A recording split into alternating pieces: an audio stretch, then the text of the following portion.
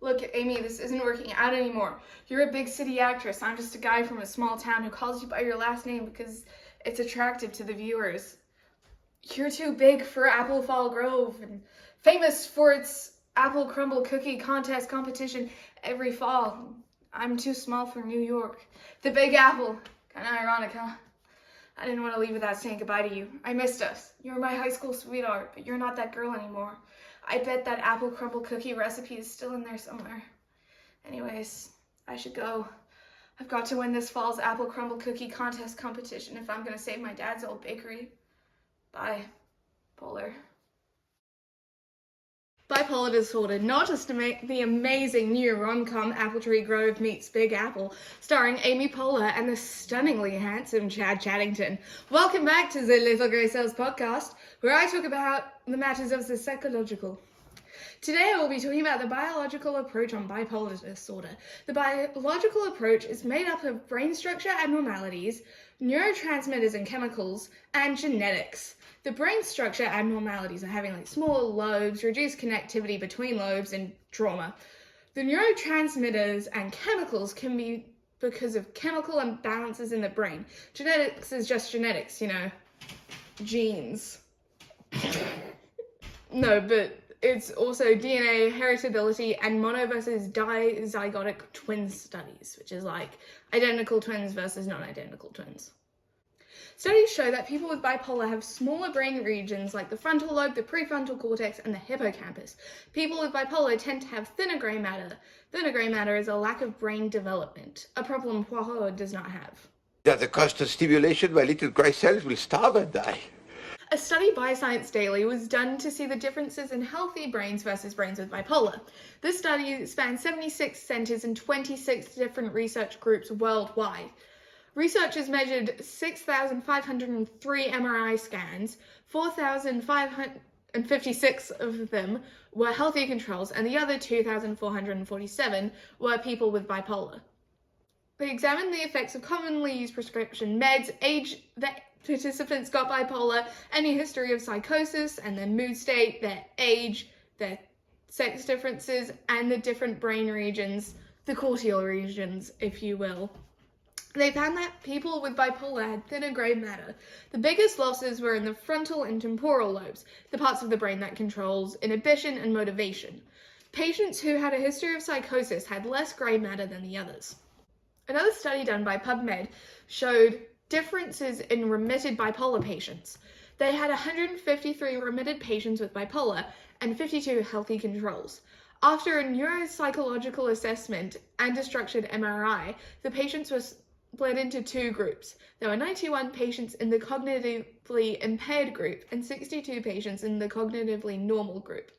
All the groups were then compared by looking at cortical thickness and volume, hippocampus shape and volume, and grey and white matter volume. They found that the cognitively impaired group had more left dorsomedial thickness than the other two groups. They also found out that there was less white matter in the cognitively impaired group. They found that differences in white matter impacted their performance on the neuropsychological test. So the less white matter, the worse you did. A report done by Medical News Today, that would be MNT. Sorry, I'm thinking about a phone company. MTN, everywhere you go. This report tells us that bipolar might be caused by an imbalance of serotonin, dopamine, and norepinephrine. Manic states are associated with high norepinephrine levels. Contrastingly, norepinephrine levels are low during depressive states. Additionally, serotonin is low during depressive states. A study done by PubMed Central, additional to the other facts, showed us that dopamine spikes during mania and drops during depression. Changes in serotonin is linked to aggression and suicide risk. It also shows that GABA, a chemical in the brain that can bring you calm. When you're feeling under pressure, do something different. Roll up your sleeves or eat an orange. Drops in depressed people. They found that mood stabilizers like lithium boosts GABA activity. This helps stabilize your mood, obviously. All this can be figured out by doing PET scans for neurotransmitters and drug trials for the chemicals. Animal testing could be done by reducing a chemical in a rat's brain that scientists believe is a part of bipolar and seeing if the rats exhibit similar symptoms. To see if you have bipolar, doctors will put you on antidepressants and get back to you in like 2 weeks to see if you are now just manic. A study done by PubMed Central did twin and family studies where they compared identical twins, monozygotic, with their family members to see how often bipolar runs in families. They did a linkage study where they scanned families' DNA to find regions of genes that are associated with mood disorders. They did a candidate gene study where they targeted genes that might play a part in bipolar, genes like BDNF or DISC1. These studies show that bipolar is highly heritable. Heritability is roughly a 60 to 85% chance. It also found that not just one gene contributes to bipolar, it's polygenic. They also did genome-wide association studies, GWAS, because it isn't anymore. They scanned millions of small genetic markers, SNPs.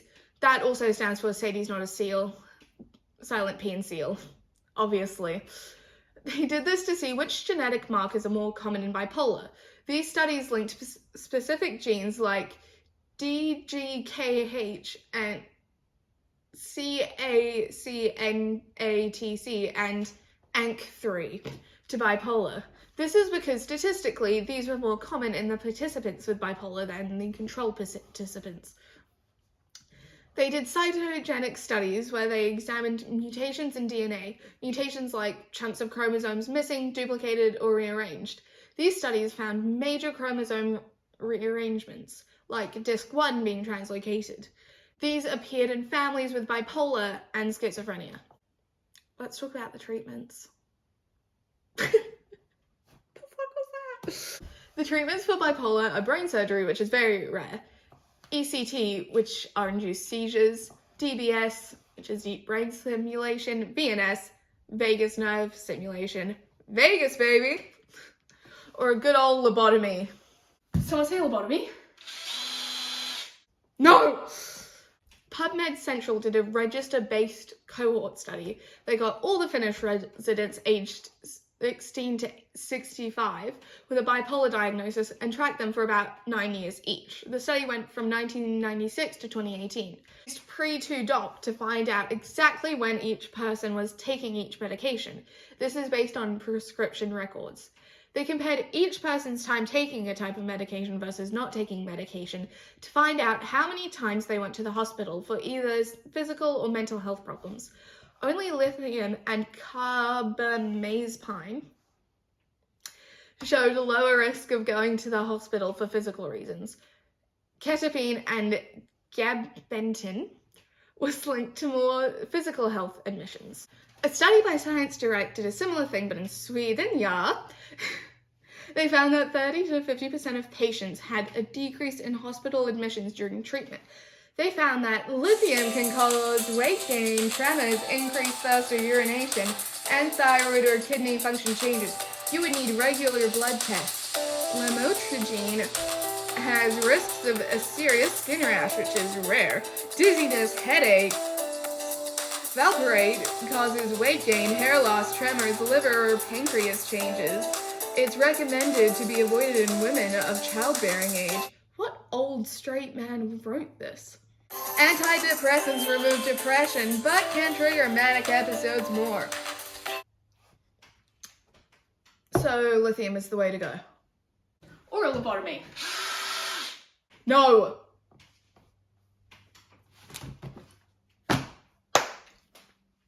Thank you so much for watching the Little Grey Cells podcast. I prefer to use my little grey cells. See you next time.